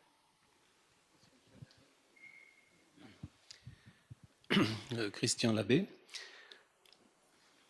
Je voudrais revenir sur l'enseignement. J'ai été enseigné par Henri Siriani et j'ai ensuite enseigné ce que je retiens. Et tout à l'heure, tu as cité le projet de Serge Goldstein, je crois, sur son Pré-Beaubourg. Je crois que l'enseignement de l'architecture et le parcours du projet, je trouve que c'est vraiment ce qu'on doit enseigner. Aujourd'hui, je dis que enseigner l'architecture, c'est enseigner ce que l'on ne connaît pas. Je crois que trop d'enseignants sont devenus spécialistes d'Amérique du Sud, certains, de je ne sais quoi, de HQE, de je ne sais quoi. Alors que quand tu as suivi le projet de Serge, c'était pas ton truc, quoi. Enfin, c'était pas ça ton truc. Et tu as permis à ce projet de se faire. C'est-à-dire que tu enseignais quelque chose que tu connaissais pas quelque part. Et les conseils que je viens de donner récemment à des jeunes architectes qui allaient enseigner, c'est d'essayer d'enseigner ce que vous ne connaissez pas. C'est trop facile d'enseigner ce qu'on connaît.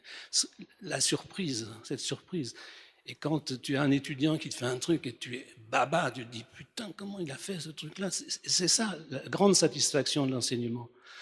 Avoir un imitateur, ça n'a aucun intérêt. Mais être étonné par son étudiant, c'est cet enthousiasme qu'il faut garder. Donc, le conseil que je donne, c'est enseigner ce que vous ne connaissez pas encore, grâce à vos étudiants.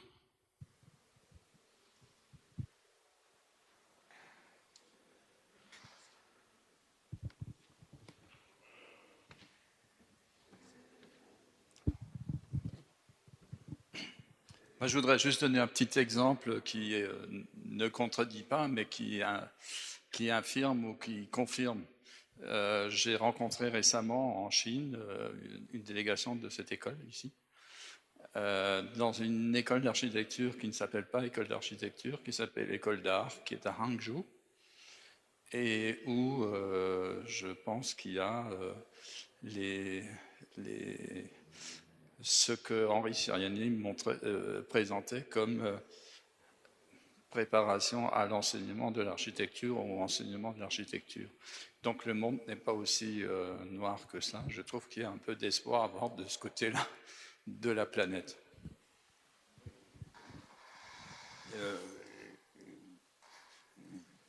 J'ai perdu le fil. Hein.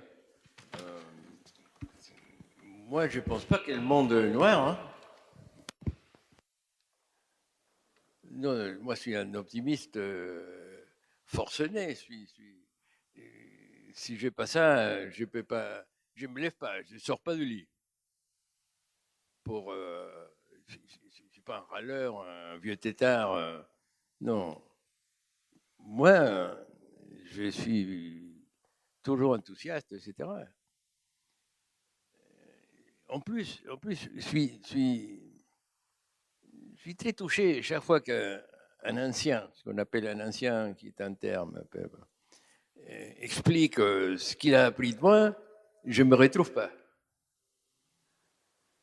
Et peut-être c'est ça la réponse, je ne sais pas. Mais chaque fois que je lis un article, une interview d'un ancien, ce qu'il dit être très important et que il le doit à Siriani, je ne me retrouve pas. Mais réellement pas. Ce que vient de dire l'abbé, je suis en total désaccord avec lui, mais à un niveau exponentiel. Mais il le dit avec une telle enthousiasme. Il croit. Ce qui me plaît de l'abbé, c'est qu'il croit. Et ça, c'est plus important de savoir si je suis d'accord ou pas d'accord. Ces gens-là, ils croient. Parce que tu ne peux pas faire l'architecture si tu ne crois pas.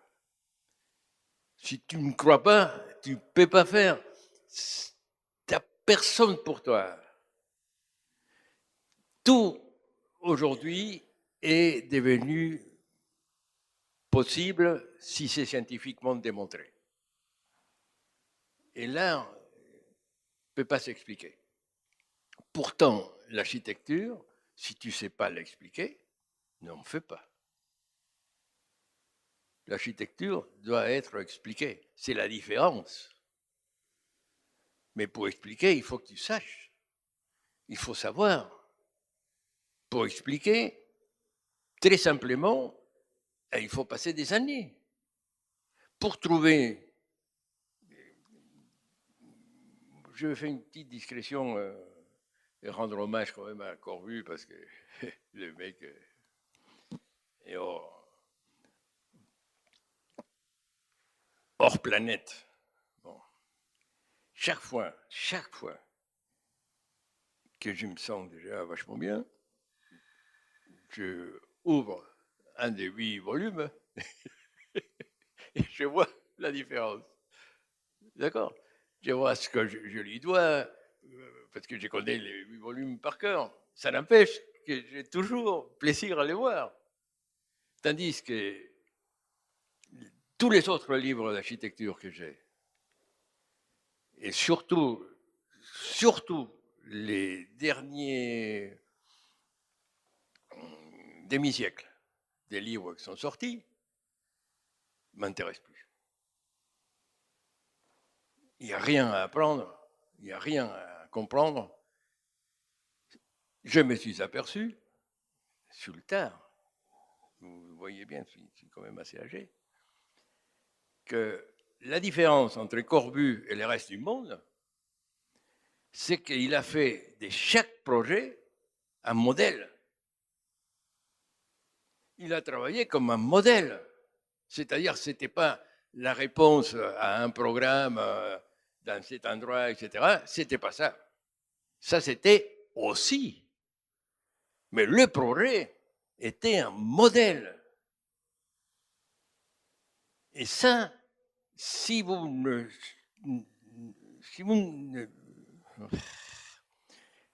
n'êtes pas capable de lire ça en lisant Corbu, donc il faut recommencer. Il faut retourner à l'école, les mecs. Parce qu'il s'avère que vous ne savez pas ce que c'est faire un projet, un modèle. Faire du projet un modèle. Tous ces projets sont des modèles. Tous. Et ils ont une relation entre eux. C'est ce qui rend complètement fou tous les théoriciens de l'architecture, tous les théoriciens de l'architecture qui ont eu à se mêler du projet. Parce qu'il y a des théoriciens qui ne sont jamais touchés du projet. Pour eux, je ne leur demande pas. Mais pour faire un modèle. Et donc, vous voyez, comment je ne pense pas que le monde est noir, je pense que moi aussi, un jour, je veux faire des modèles, tu vois? Parce que ça, c'est un objectif d'architecture. C'est pas un objectif, comment ça s'appelle? BIM, PIP, tout bon, voilà. HP, non sais, il y a quelqu'un qui a dit HP, TPU. Non, moi, en machine, j'achète Sony. C'est bon, ça marche. Xperia, ça tombe des photos vachement bonnes. Je fais un dessin, je photographie, je l'envoie à Lima. Ça arrive. WhatsApp, c'est absolument génial. C'est absolument génial. C'est mieux que mieux. Non mais, tu vas défendre ta position impossible.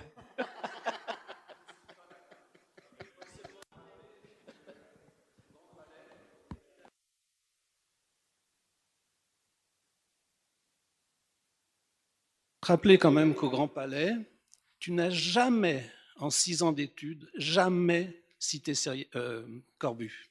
Jamais. C'est-à-dire par rapport aux références, ça ne faisait pas la référence n'existait pas au Grand Palais.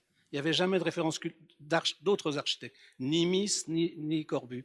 Tu n'as jamais prononcé le mot Le Corbusier pendant 6 ans d'études, je crois.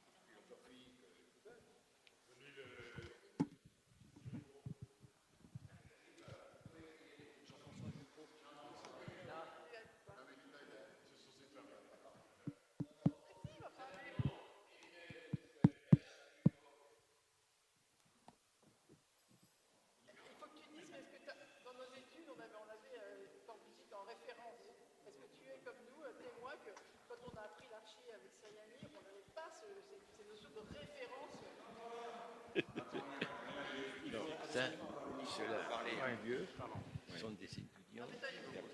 Repose ta question, sinon elle n'est pas en C'est l'époque. Ah bon, vous n'en rendez pas, d'accord. Non, mais il faut que. C'est vrai que nous, on a pris, on est des gens âgés. Ça marche hein. Oui, bah, excuse-moi. On est des gens âgés, mais c'est vrai que Siriani presque nous interdisait d'avoir ces références. Il fallait qu'on trouve par nous-mêmes la façon de travailler. Donc, va répondre, mais j'ai la même génération que nous. Oui. Oui, tu me demandes de parler. C'est bon. En fait, il n'y a qu'une seule chose dont je me souviens, c'est qu'est-ce que tu veux faire? Et donc, en fait, le projet, c'était dis-moi ton hypothèse et après, donne un mot ou 2 mots et après, il faut que tu t'y tiennes. Voilà tout ce que j'ai retenu. Pas grand-chose, mais bon, je ne sais pas si ça m'a servi. J'essaye d'être. Je ne sais pas si je suis encore architecte, mais bon. Voilà, c'est avec ça que je me suis.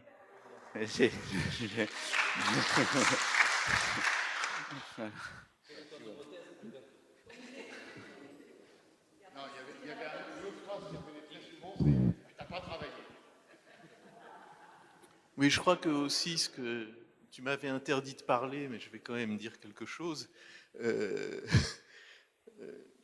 Oui, je pense que tu parlais tout à l'heure de doute, et puis à la fois, en fait, c'est la contradiction entre, enfin, moi, ce qui me travaille, c'est la contradiction entre doute et certitude. Alors, c'est sûr qu'un ingénieur, il a des certitudes, 2 plus 2 égale 4, et puis c'est bon. Et nous, j'ai l'impression qu'il faut qu'on arrive à maîtriser le doute. Alors peut-être que tu nous as aidés en choisissant un mot. Et voilà, enfin, je pense qu'il y a un truc entre le doute et la certitude. Il y a sûrement des architectures de certitude, mais il y a aussi des architectures de doute qui sont peut-être Voilà, peut-être plus... C'est essayer de faire 2 plus 2 égale 5.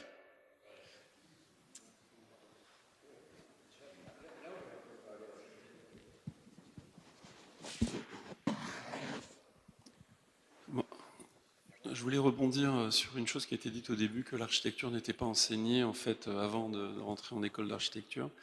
C'est peut-être une piste ça, de commencer à enseigner l'architecture très tôt, peut-être en rapport avec d'un côté les arts plastiques, donc le dessin, et de l'autre côté les mathématiques, la géométrie. Essayer de trouver des nouvelles façons dans l'enseignement pour inculquer des rudiments en fait, pour pas que c'est vrai que les personnes se retrouvent du premier jour devant une matière qu'elles n'ont jamais abordée, quoi. Enfin,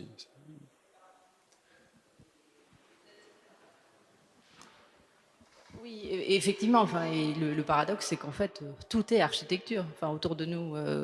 Donc, il y a beaucoup d'écoles aujourd'hui ont des actions de sensibilisation dans les milieux scolaires. Donc, via certains de leurs enseignants, apportent la bonne parole dans les établissements, mais je pense que il y a eu des tentatives au niveau des politiques publiques. Je ne sais pas si vous vous rappelez, il y a un certain nombre d'années, année de l'architecture, on essayait de faire des choses. Effectivement, c'est sûrement une piste. Bon, donc Olivier Arène, pas du tout spécialiste en BIM, contrairement à ce que dit Kiké. Moi, alors la journée n'est pas terminée, mais on parle de transmettre, donc on parle des générations futures. Je ne les vois pas beaucoup, les générations futures. Il doit y avoir 2 ou 3 jeunes, dont un fils d'eux.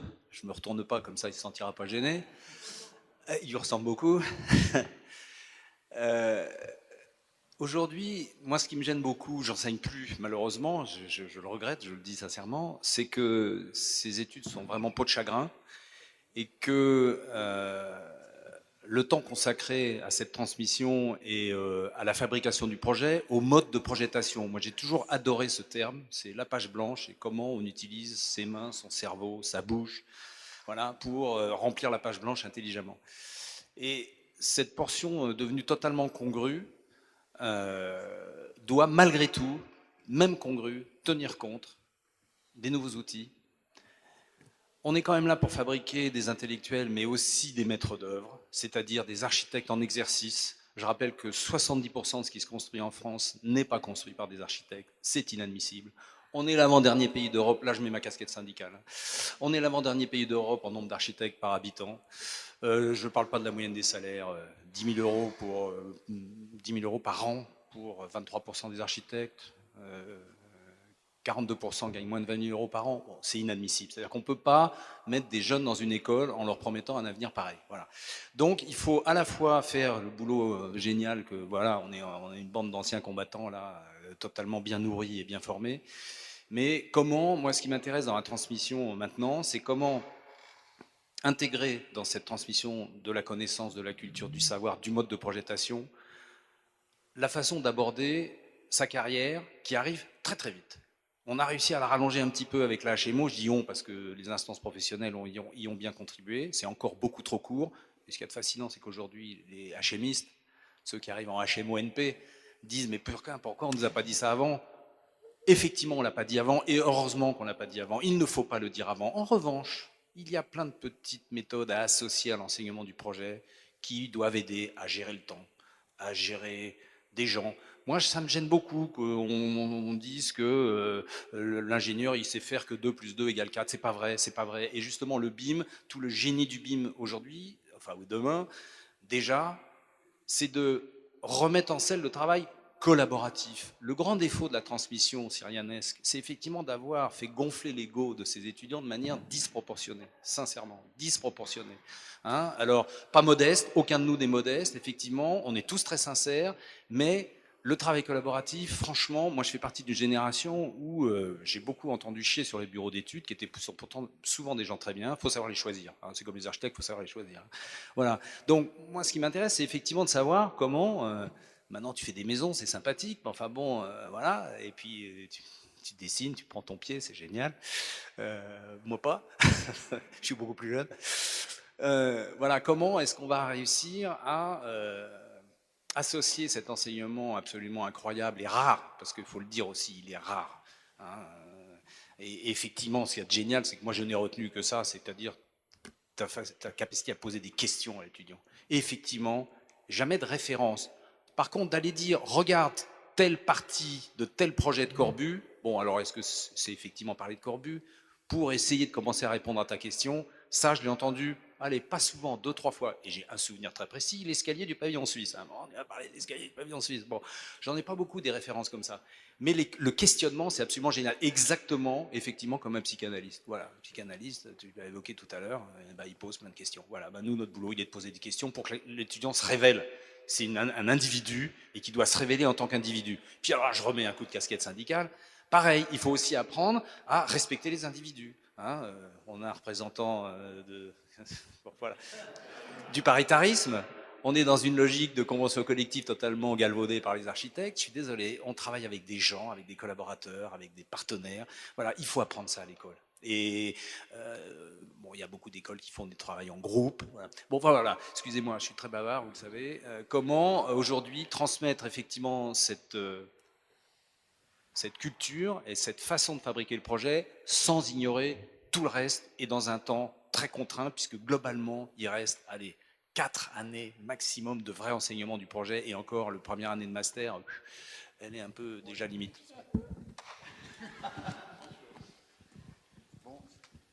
Il y a une petite chose. Non, une seconde. Non, mais peut-être ça va le perturber. Vas-y, chef. Oui, c'est que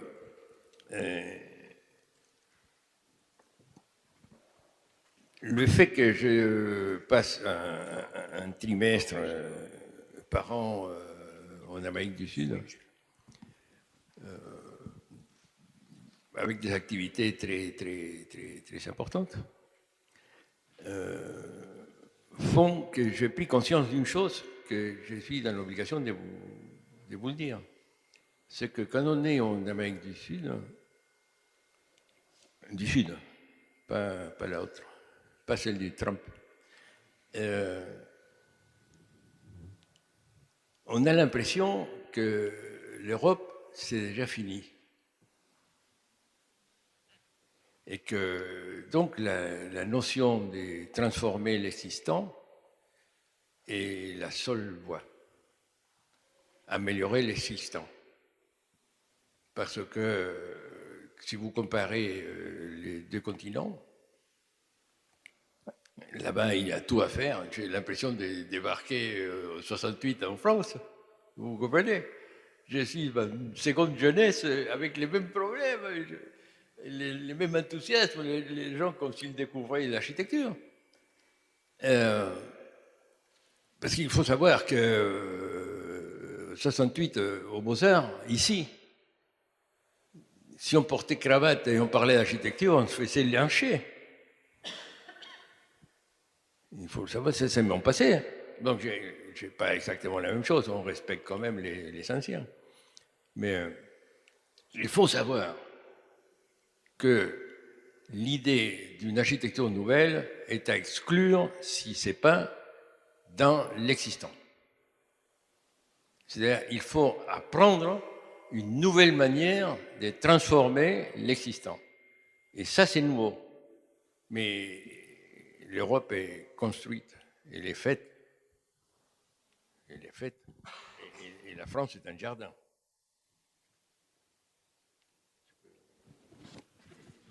Jacques Letchia, je voulais poser une question sur la notion de métier, mais avant je voudrais revenir rapidement sur ce qu'a dit mon confrère sur la transmission de ce que l'on ne connaît pas. Alors ça, j'avoue que je ne sais pas faire. Donc j'étais à Paris UP8, donc j'ai suivi les études. J'ai pas suivi Henri Siriani, j'étais dans l'autre filière et avant l'arrivée d'Henri Siriani, mais personnellement j'ai enseigné par la suite, donc à l'école de Bordeaux, je ne sais pas comment on peut enseigner quelque chose que l'on ne connaît pas. On peut accompagner, on peut comprendre, on peut... voilà, mais enseigner, enfin transmettre, parce que enseigner c'est aussi transmettre, je ne sais pas. Ça c'est la première chose. Juste un point sur Paris-Belleville, tu rappelais effectivement les années 68. Je crois que c'est dans les années 66, c'est Grambach qui racontait cette histoire où il y avait une sorte de mutinerie à l'école, où il demandait, c'était l'époque de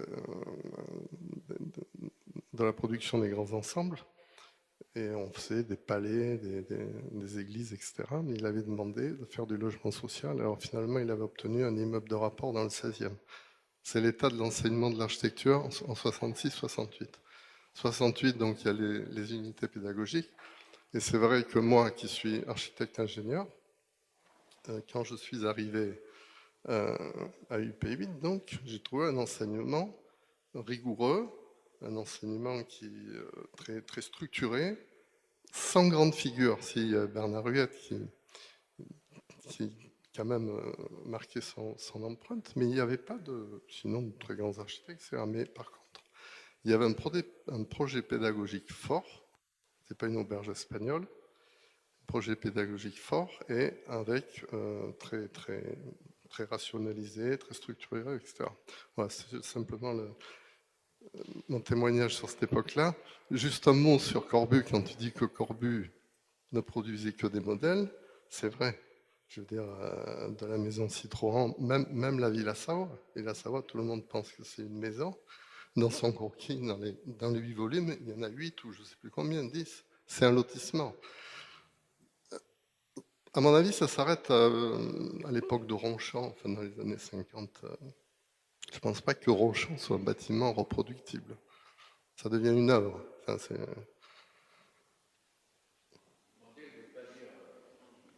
Pardon ?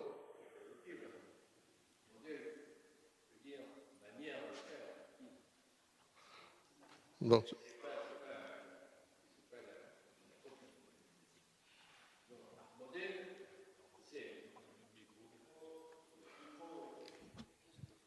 Il y a la notion de reproduction quand même dans le modèle. Non, par exemple, si on prend Citroën, les modèles, c'est que la structure ne correspond pas avec les plans. Avant, les plans étaient faits des structures. Aujourd'hui, il y a une séparation entre la fonction, entre la structure et la forme. Et ça, c'est un modèle. C'est une manière de faire. Si par exemple, si je devrais enseigner un seul projet aujourd'hui, ça serait les palais de Strasbourg, qui n'a pas été construit, où on voit pratiquement d'une manière limpide comment se fabrique un palais. Chose que les gens ont complètement oubliées, qui font des choses très grandes, mais ne font plus un palais. C'est-à-dire que l'ancienne école, on peut dire ce qu'on veut, mais les gens savaient faire un palais. D'ailleurs, ils ont inondé le monde des palais. Et ces palais sont encore l'image que le monde a des palais. Personne ne peut considérer qu'un truc tout en verre peut être un palais. On dit un truc tout en verre. C'est les jours où on va appeler les édifices par leur sens, l'archi revient. Mais si par exemple, je reconnais que les murs-rideaux est 10 fois plus démocratique que le béton. Parce qu'un bâtiment, des bureaux par exemple, en béton, il n'y a que les 10 grands qui peuvent les faire. Tandis qu'un bâtiment de bureaux en mur rideau, tout le monde sait faire. Et je dirais, tout le monde sait faire assez bien. Ça vieillit correctement, etc. Maintenant, on a contrôlé les défauts de l'aluminium et il tient. Et donc, même ceux qui sont à l'aluminium peuvent tenir. Ça, il faut le savoir. Est-ce que vous êtes pour la démocratie, donc faites du morido? Là, tout le monde est égal. C'est égaux. C'est ce qui arrive avec les perspectives. Tout le monde sait faire une perspective maintenant à la machine. Tandis que vous ne pourrez jamais me convaincre que ces goûts du plastique transparent des rendus d'ordinateur, chaque fois qu'un bâtiment à moi est transformé en render, parce que sinon tu ne peux pas le rendre dans un concours, je ne reconnais plus mon bâtiment. Je pense qu'il ressemble aux autres. Donc, très démocratique. Si vous êtes pour la démocratie et vous pensez que la démocratie, ce n'est pas que tout le monde a la chance, si vous pensez que la démocratie, c'est tout le monde est pareil, donc à ce moment-là, il y a un problème. Vous ne savez pas ce que c'est l'architecture. Enseigner l'architecture, il faut que tout le monde ait la chance, peut être. Ce n'est pas faire des pareils. Chaque fois que quelqu'un rentrait dans les locaux où j'enseignais, il disait « Ah, tout le monde fait pareil » et ils s'en allaient. Mais il fallait demander à chacun s'il était pareil de celui d'à côté. C'est ça, à mon avis, qui est terrifiant. C'est ma tante Émilie, que je rencontre de temps en temps, qui me dit « Ah, tu es en train d'enseigner à nouveau, et tes étudiants, ils sont comment? Ils sont bons, ils sont créatifs. » Ça, c'est l'idée que les gens ont des étudiants, et c'est ce que sous-tend un peu l'abbé. C'est que l'étudiant est capable de surprendre son enseignant. S'il surprend son enseignant, c'est que son enseignant sait moins que lui.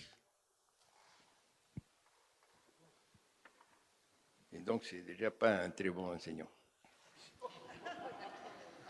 Sur la notion de métier, ça a été évoqué, je crois, tout à l'heure par... Oui, pardon.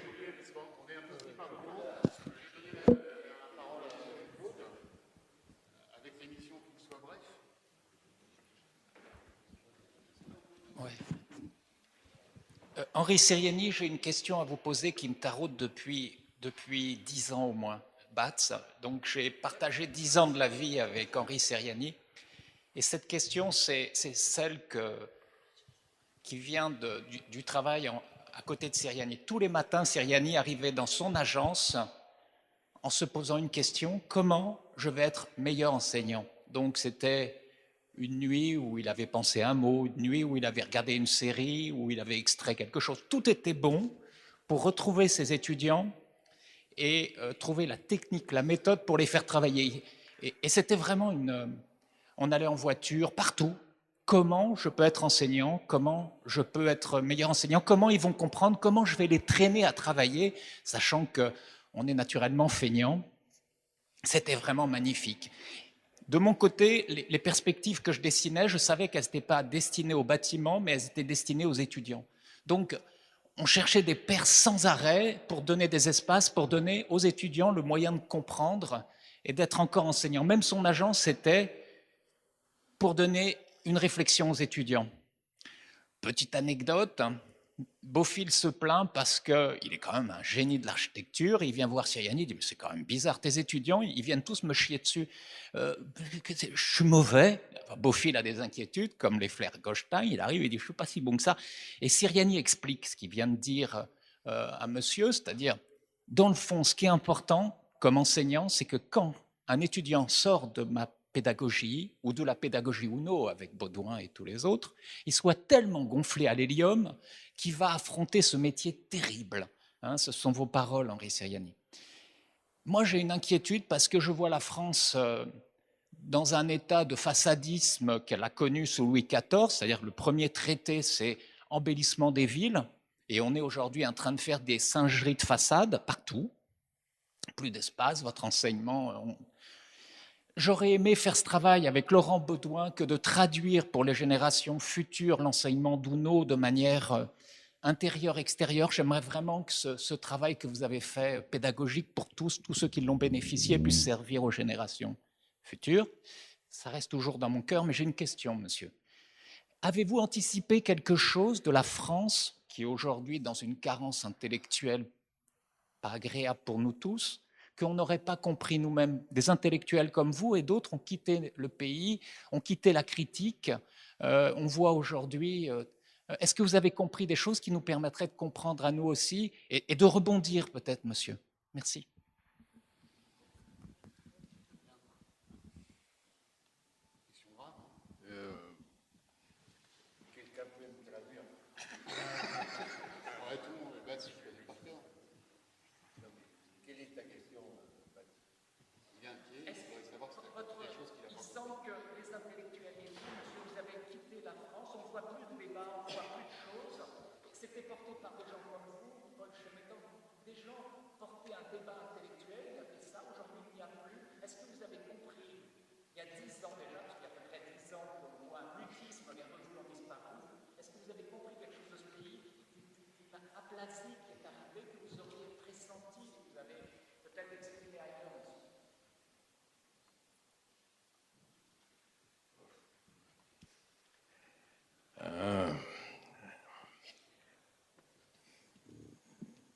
Mon père, tu vois comment je commence, m'a appris très tôt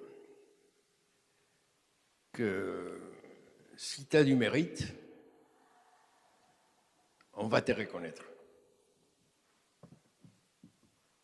Et donc, avec ça, j'ai toujours essayé d'avoir du mérite pour être reconnu. Quand ton œuvre n'est pas reconnue, malgré que tu es reconnu et qu'on casse un musée que je fais, je ne peux plus avoir confiance culturelle dans la France. Et donc, je n'ai pas quitté la France, j'habite en France, j'adore ce pays. Je trouve que c'est un pays fabuleux. Je pense qu'historiquement, il a une chance universelle. Mais je ne peux plus faire confiance culturellement à la France. 5 ministres de la Culture ont sévi pendant la période où on détruisait mon musée, qui était un grand projet de Mitterrand, qui était l'image même de la culture. C'était un musée, ce n'était pas un centre commercial. Et ça, s'ajoutant au fait qu'on est interdit d'enseigner en France à partir de 65 ans, qui est un âge d'une grande jeunesse aujourd'hui, quand je vois que certains d'entre vous commencent déjà à approcher, et que pour moi vous êtes des bébés, et que subitement les bébés sont déjà interdits parce que vieux. Et donc je n'ai pas quitté la France. Je gardais l'architecte. C'est pas pareil. C'est-à-dire que comme le Pérou n'est pas à Paris, comme le Pérou n'est pas l'Europe, je suis en train de faire très doucement des bâtiments pour qu'eux puissent voir ce que n'importe quel étudiant ici voit dans la ville à Savoie, n'importe quel étudiant voit dans un autre bâtiment qui est là, qui fait qu'en France, même si on n'enseigne rien, on n'a qu'à se balader à pied, on n'a qu'à traverser l'Europe pour avoir une grande culture. C'est un continent fabuleux.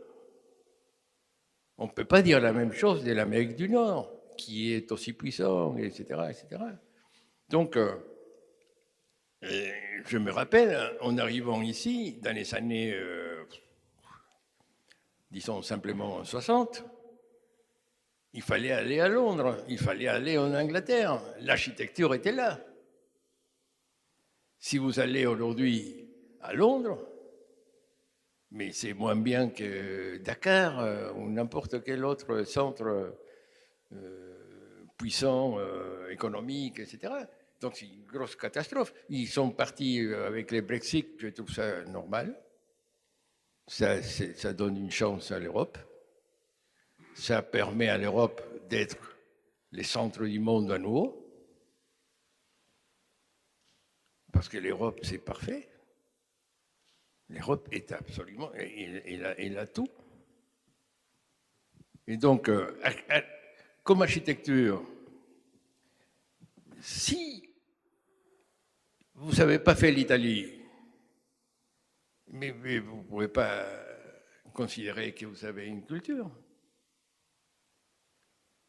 Et si un Italien n'a pas fait la France, il n'a pas de culture non plus. Ce sont la même chose. Si tout ce qui n'est pas un pied dans la Méditerranée a des problèmes d'architecture, d'absence d'architecture. Les pays du Nord ont dû dépendre énormément avec ces architectes pour avoir de l'architecture. L'histoire que je raconte, ce n'est pas l'histoire, c'est simplement des manières de vous exciter, à savoir que vous avez une chance inouïe d'avoir été né ou de vivre ici, et que vous n'avez pas le droit de copier des choses immondes, des faux semblants. Vous n'avez pas le droit de ne pas être européen. Vous n'avez pas le droit de dire « je veux à nouveau être centre du monde ». Pas plus grand, non, centre du monde. Il faut que les gens viennent ici pour voir. Je trouve les centres de Londres aujourd'hui exécrables, mais immondes. Un seul bâtiment fait à peu près correct, c'est le shaft de piano, parce qu'il est tout seul, etc. Et parce qu'il a copié des bâtiments avec un savoir-faire magnifique. Mais Londres, il n'y a rien. Il n'y a rien à voir en Angleterre. Ils sont fiers des choses sans intérêt. Et ici, à part des anciens, Babin entre autres, les logements sociaux sont devenus iconographiques, c'est-à-dire qu'ils ressemblent à n'importe quoi. Maintenant, on autorise des couleurs fortes sans avoir eu à l'école des cours de polychromie. Les couleurs qu'ils choisissent, j'imagine, sont des jeunes architectes. Un vieux ne peut pas faire ça. Non, cette espèce de verre acide qu'on interdit dans les hôpitaux parce que ça rend malade. Et le verre acide contrasté avec l'orange pétant, non? Et tout ça entre deux, comment est-ce qu'on appelle ça, les tôles corrugées, etc., plein de petits trous, qu'on ne peut plus regarder par une fenêtre parce qu'il y a toujours des dessins. Mais regardez, c'est des anciens, attention, donc la tradition est 10 fois plus grande. Les derniers bâtiments faits dans l'axe de l'avenue de France, c'est les anciens. Ou mariés avec des anciens, ou de toute façon mélangés. Regardez ça. des gens qui vont vivre des conneries. Que les pavillons de l'esprit nouveau, les pavillons de l'esprit nouveau, bientôt 100 ans, c'était la manière correcte d'habiter pour une famille française. Et personne n'essaye même pas de la construire, même la moitié de ça. Les bâtiments sociaux, qui étaient la fierté de la France dans les années 70, 80, où les gens de toute l'Europe venaient dans nos villes nouvelles voir des logements. Non, mon cher Batz, vous je sais pas, on vous a déjà gagné, quoi. Qu'est-ce que je peux dire? Vous avez eu une éducation magnifique, l'éducation française est la meilleure, quel que soit le ministre de l'éducation, est la meilleure, parce qu'elle apprend à penser. Et après, si vous avez raté cette éducation, vous avez toujours France Culture. Ouvrez France Culture, et là vous verrez qu'il y a des Français géniaux qui pensent correctement.